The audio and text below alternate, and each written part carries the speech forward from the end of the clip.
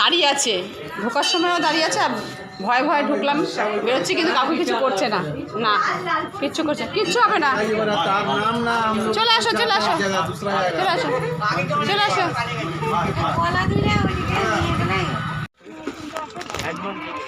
আজ কালকের মতন আজকে আবার রোদ্দুর উঠে গেল।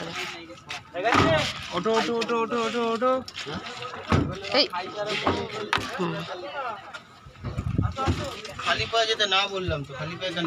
রুমা তো আজকে পামশু পরে এসছে, ও বারবার করে খুলবে, হাত ধোয়ার পাবে না। হাঁটতে হবে তো, ওটা বলেছে বুঝতে পারিনি। এবার হাত ধোবে কোথায়? বারবার ঠাকুর নমস্কার করবে করবে।